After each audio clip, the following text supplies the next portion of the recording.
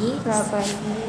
Saya Intan Wulandari dari mahasiswi Universitas Maritim Raja Ali Haji.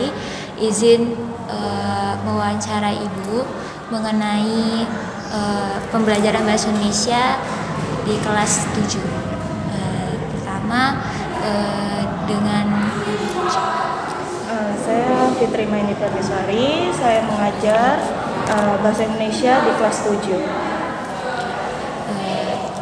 Pertama saya ingin bertanya Bu, apa sajakah yang kesulitan atau kendala pada pembelajaran siswa di kelas 7?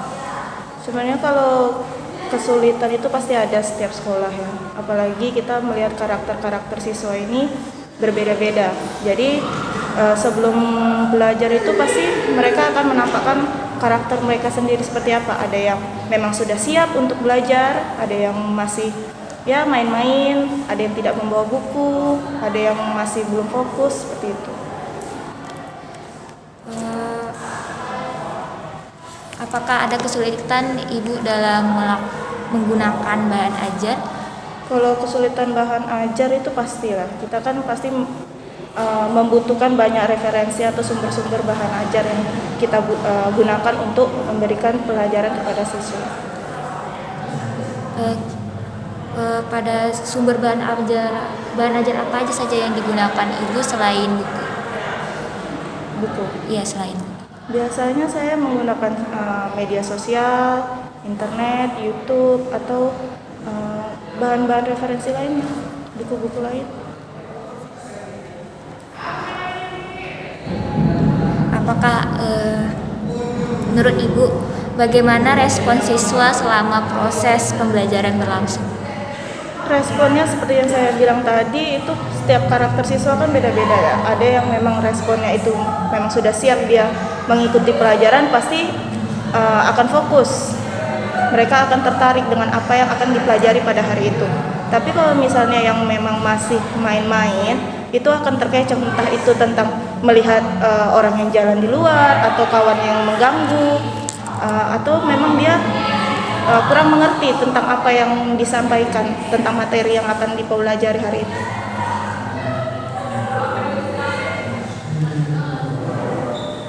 Menurut Ibu, apabila dilakukan pengembangan perangkat pembelajaran, apa saja yang kriteria perangkat yang baik menurut Ibu? Perangkat pembelajaran ya, kalau perangkat pembelajaran itu pasti seperti RPP gitu ya. Sebenarnya kalau untuk sekarang kan sekolah ini sudah menggunakan atau menerapkan kurikulum merdeka ya. Nah, untuk kurikulum merdeka itu buku yang dipegang itu terkadang masih belum memenuhi standar yang perlu siswa butuhkan sih. Karena di situ juga terdapat banyak latihan-latihan tanpa kayak gimana ya, materinya itu kurang lah, sehingga mereka kan perlu juga membaca kan, walaupun tidak harus terfokus di buku itu. Jadi kalau untuk perangkat sih gimana ya, kalau kesulitan kalau untuk pengembangan kurikulum merdeka ini saya masih sulit sih, soalnya juga baru pertama kan di sekolah ini, jadi masih baru, perlu dipahami juga untuk pengembangannya. Modul-modulnya juga pasti berbeda dengan K13. Ya perlu pembelajaran lagi lah mengenai pendalaman tentang kurikulum merdeka. Kalian apa? Belajar sekarang? Sekarang kami 2 buku, K13 sama kurikulum merdeka. Oh, masih mempelajari K13. Iya. Media apa saja yang Ibu gunakan dalam pembelajaran? Media Infocus. Saya menggunakan Infocus, terus media papan tulis, terus kadang internet juga saya pakai, menyuruh siswa mengerjakan tugas di rumah. Terkadang kami juga menggunakan QR book aplikasi di HP. Nah, biasanya kalau di buku kurikulum merdeka itu untuk kegiatan awalnya pasti menyimak. Nah, menyimak itu akan diberikan sebuah barcode yang kalau kita scan itu akan keluar video. Nah, mereka bisa mempelajarinya juga dari situ. Menurut Ibu, manfaat dari media pembelajaran itu Seperti apa? Manfaat dari media pembelajaran. Manfaatnya banyak lah, untuk menambah pengetahuan juga. Jadi kita nggak terfokus sama buku aja, kita bisa menggunakan hal-hal lain. Laptop kita bisa pakai, handphone juga. Dan gitu anak-anak ini juga bisa lebih kreatif, nggak hanya di buku aja mereka terfokuskan.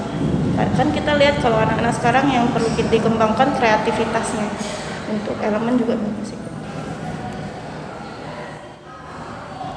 Apakah ada, menurut Ibu, apakah ada keterbatasan dalam menggunakan media pembelajaran? Kalau keterbatasan untuk media pembelajaran, paling ya nggak semua media pembelajaran yang saya gunakan tuh bisa saya gunakan di sekolah, karena kadang kan anak-anak juga perlu pembelajaran ya. Kalau untuk tingkat SMP kan penggunaan handphone dengan laptop itu pasti ada batasan di sekolah, tidak bisa bebas untuk dipakai. Jadi perlu izin juga digunakan, untuk jaringan internet juga perlu. Kadang jaringan itu bagus enggaknya. Seperti itu sih. Menurut Ibu, apakah ada materi yang sulit dipahami oleh siswa? Setiap materi itu pasti akan ada siswa yang kurang mengerti, tergantung dari pemahaman mereka. Kadang kalau misalnya kan saya memberikan mereka materi tentang teks deskripsi, mereka tuh tahu nggak sih teks deskripsi itu. Nah makanya sekarang itu kan untuk kurikulum Merdeka itu ada yang namanya berdiferensiasi, itu dikelompokkan. Ada yang bisa mudah mengerti melalui gambar, melalui suara, atau memang keduanya. Nah itu dikelompok-kelompokkan, tapi terkadang setiap materi itu akan berbeda-beda. Itu tergantung dari individunya sendiri sih. Kadang di teks deskripsi mereka lebih paham dengan menggunakan suara, tapi di teks berita mereka harus melihat apa yang terjadi di depan mereka, yang mereka bisa langsung, oh saya ngerti nih kalau misalnya ada peragaannya. Jadi beda-beda sih. Bagaimana cara Ibu menarik perhatian siswa agar mereka dapat mengikuti pembelajaran? Biasanya saya bermain dulu sih di awal, melakukan Ice breaking. Ice breaking tuh perlu, itu biar mereka fokus. Setelah itu saya mengajak mereka kayak mengingat-ingat kembali dulu lah. Misalnya mereka kalau materi awal pasti saya nanya, pernah nggak lihat ini, pernah nggak melakukan hal ini, pernah nggak mereka mendengar tentang ini, seperti itu. Kalau misalnya berita ya, misalnya materi berita, pagi ini mereka ada mendengar nggak sebuah berita di lingkungan mereka kayak, atau misalnya dari televisi, dari radio, pada saat pergi sekolah kan bisa didengar di mobil kalau misalnya itu kan. Nah itu pasti akan ada tuh berbagai macam cerita. Nah mereka cerita misalnya, iya tadi ada tetangga saya gini, oh iya saya lihat di TV begini. Nah itu kan memancing motivasi mereka untuk tertarik dengan apa yang kita pelajari. Baru kita masuk ke materi. Oh ternyata apa yang kalian lihat, apa yang kalian dengar itu ada kaitannya nih dengan pembelajaran kita hari ini. Kita mempelajari tentang teks berita. Nah teks berita itu informasi yang kalian dapatkan di sekitar kalian, itu berupa berita yang nyata atau bisa jadi berita yang hoax, seperti itu. Mereka bisa membedakan.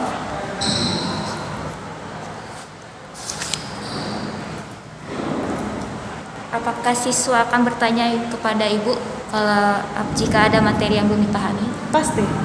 Tapi kan kadang siswa itu ada yang malu-malu untuk bertanya secara langsung. Nah kalau misalnya siswa yang memang terbiasa untuk bertanya, mereka bertanya pada saat itu. Tapi saya membiasakan mempelajari dulu, saya berikan materi, saya berikan penjelasan, baru saya akan memberikan waktu mereka untuk bertanya.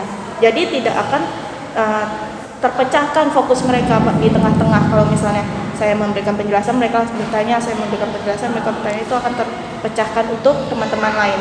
Sedangkan kan harus fokus gitu kan. Nah jadi ada waktu-waktunya, mereka pasti bertanya, pasti akan bertanya. Atau misalnya mereka sudah selesai pembelajaran nih, karena ada yang malu-malu untuk bertanya atau masih ragu-ragu nak bertanya, itu pasti akan ada jam-jam di luar pembelajaran yang akan mereka akan datangi saya gitu untuk tanya, Miss saya kurang tahu nih, ini seperti apa, boleh nggak jelasin ulang, terus Miss ini bagaimana tugasnya, atau seperti itu.